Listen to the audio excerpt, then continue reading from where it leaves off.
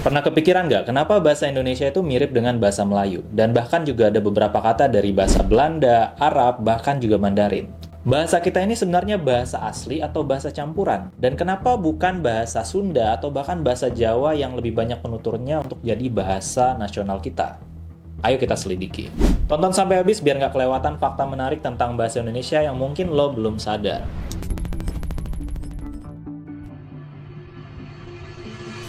Sebelum jadi bahasa Indonesia, bahasa yang kita pakai sekarang awalnya adalah bahasa Melayu. Kenapa? Karena sejak ratusan tahun lalu bahasa Melayu udah jadi bahasa perdagangan yang dipakai buat komunikasi antar pedagang di Nusantara. Bahasa Melayu sudah digunakan sejak abad ke-7 di zaman Kerajaan Sriwijaya.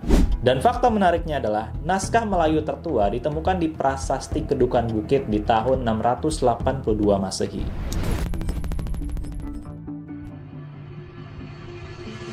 Karena jadi bahasa perdagangan, bahasa Melayu menyerap banyak kata dari berbagai bahasa. Misalnya kata serapan populer dari bahasa Arab, kitab, kursi, hukum, dan juga selamat. Dan juga dari beberapa Sanskerta seperti agama, raja, pustaka, negara.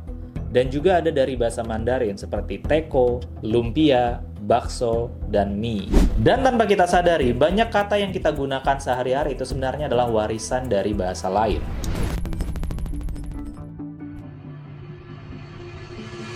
Tetapi pengaruh terbesar datang saat Belanda menjajah Indonesia selama lebih dari 300 tahun.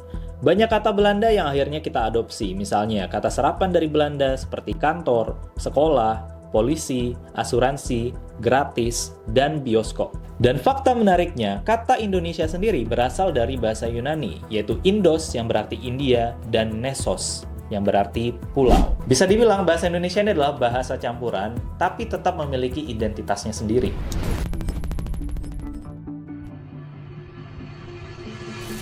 Pada tahun 1928, pemuda dari berbagai daerah setuju bahwa bahasa Indonesia adalah bahasa persatuan. Dan itulah kenapa bukan bahasa Jawa atau Sunda yang lebih banyak penuturnya. Dan alasan dibalik itu ternyata adalah bahasa Melayu lebih netral dibanding bahasa Jawa atau Sunda yang punya hierarki sosial yang ketat. Alasan yang kedua, sudah digunakan luas di Nusantara, jadi lebih mudah diterima di berbagai daerah di seluruh Indonesia. Dan sejak saat itu, bahasa Indonesia resmi menjadi bahasa nasional kita yang digunakan terus dan bahkan berkembang sampai sekarang.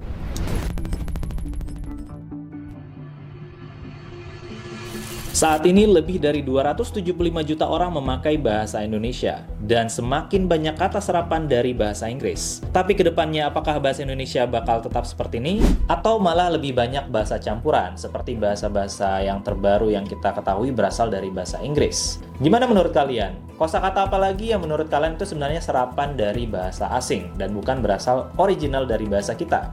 Tulis di kolom komentar. Dan itulah sejarah bahasa Indonesia. Kalau kalian suka dengan konten ini, jangan lupa like, komen, dan juga subscribe. Dan beri kolom komentar untuk konten berikutnya mau bahas apa. See you in the last I say. Hasta la vista. Jago bahasa, impactful fun.